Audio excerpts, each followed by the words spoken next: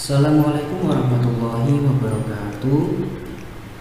Kami dari kelompok 5, yaitu saya sendiri Sidamul Fahmi Miftahul Khair, kemudian Maulida Hidayati, Istirohah, dan Ima Afiatul. Kali ini kami akan menjelaskan tentang materi inverted subject and verb dan subject and verb agreement. Langsung saja ke materi yang pertama. Inverted subject and verb berarti membalikan posisi dua hal, yaitu subjek ke verb menjadi verb ke subjek.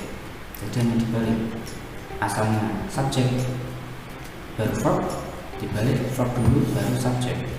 Dalam kebanyakan hal yang berupa tenses, kata kerja bahasa Inggris, ketika kita ingin menggunakan inversi, kita hanya memindahkan kata kerja ke sebelum subjek.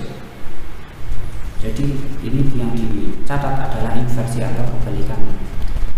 Jika ada lebih dari satu kata kerja, karena kata kerja tenses memiliki auxiliary, misalnya kita hanya memindahkan kata kerja pertama. Ada dua bentuk kata kerja, di mana kita hanya mengubah tempat kata kerja dan subjek, yaitu present simple dengan be, am, I, are, you, is, he.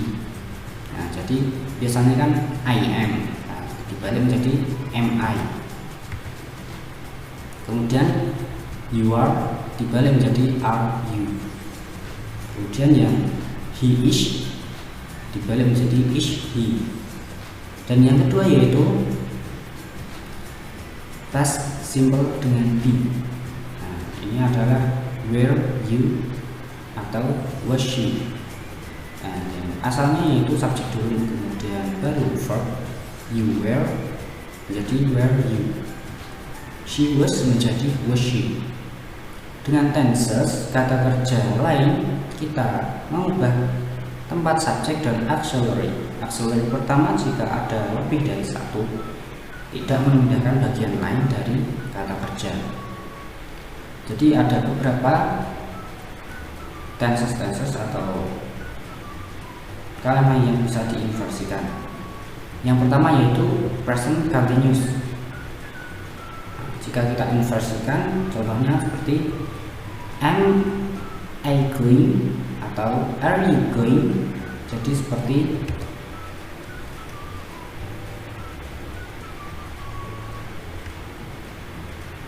itu. Kemudian yang kedua yaitu past continuous. Contohnya was he going or were they going. Kemudian yang ketiga yaitu present perfect. Contohnya have we gone or has she gone. Terus yang keempat yaitu present perfect continuous.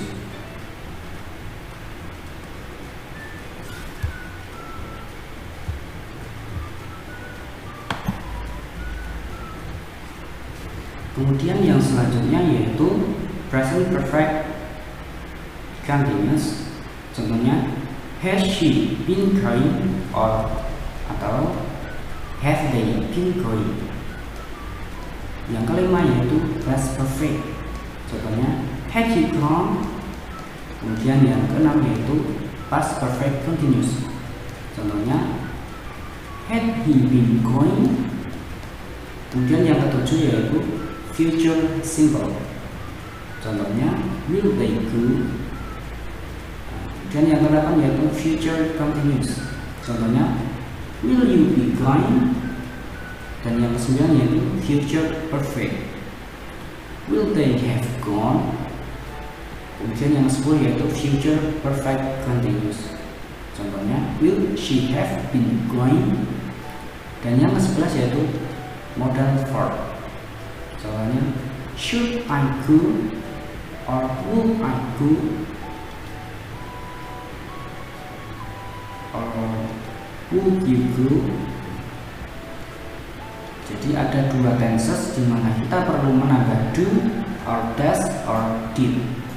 Untuk membuat bentuk pertanyaan, ini biasanya masih disebut inversi, yaitu yang pertama present simple with any verb except be, at, do, or does.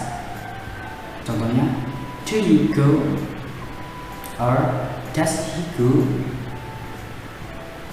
Kemudian yang kedua yaitu past simple with any verb except be, at, did. Jadi ini mendapatkan did. Did we go or did they go. Jadi untuk past simple. Ada beberapa kasus ketika kita membalikan subjek dan kata kerja dari sebuah kalimat. Artinya, subjek dan kata kerja atau subjek dan kata kerja bantu berupa tempat. Nah, yang pertama itu ketika kita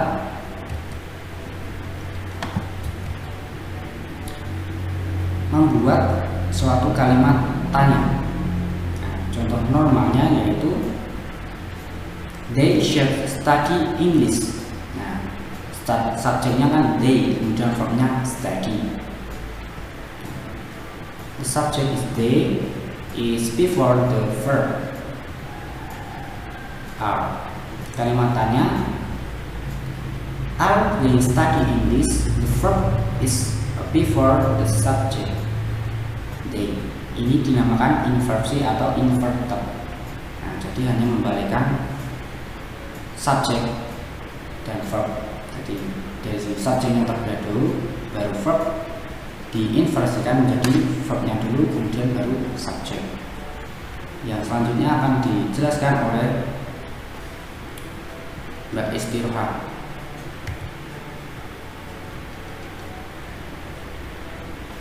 Baik, saya akan melanjutkan penjelasan dari Mas Fahmi. Selanjutnya kita masuk ke penggunaan inverted subject and verb.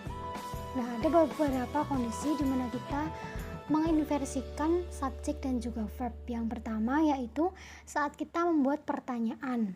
Contohnya, misal ada kalimat they are studying English. Nah, dalam kalimat ini subjek they itu berada sebelum verb are. Nah, kalau kita ubah menjadi kalimat tanya, maka kalimat yang tadi akan berubah menjadi are they studying English. Nah, dalam kalimat tanya ini verb are itu berada sebelum subjek they. Jadi ini yang dinamakan inversi subjek dan verb. Kemudian yang kedua yaitu saat kita menggunakan negative adverb atau adverb phrase pada permulaan kalimat. Misalnya dalam kalimat I have seldom seen such beautiful work. Nah, ini kalimat normanya seperti ini. Kemudian kalau kita inversikan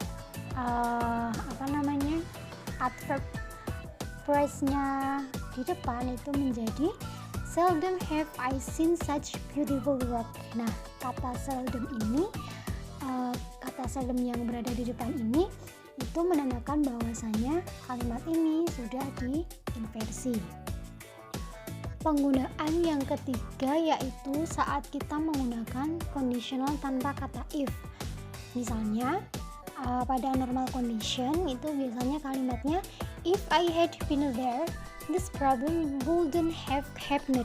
Nah, kalau conditional itu kita inversikan, maka akan menjadi had I been there, this problem wouldn't have happened. Jadi kata if-nya itu dihilangkan. Kemudian I had been itu menjadi had I been.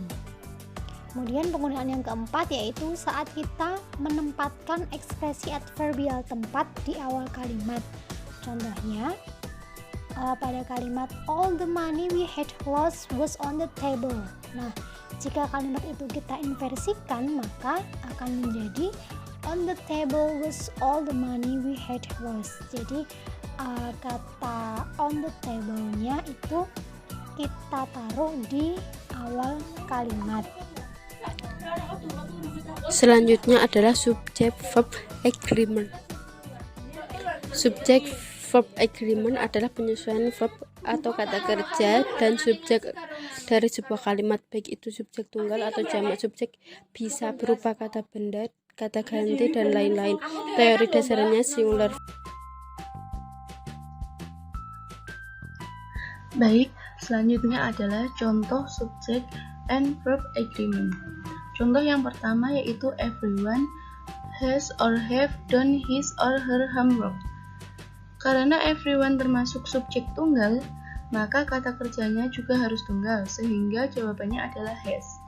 Jadi jawabannya yaitu everyone has done he or her homework.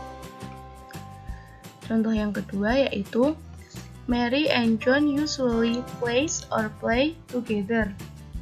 Dikarenakan subjeknya berbentuk plural atau jamak yaitu Mary and John, maka jawabannya juga jamak yaitu play. Sekian presentasi dari kelompok 5.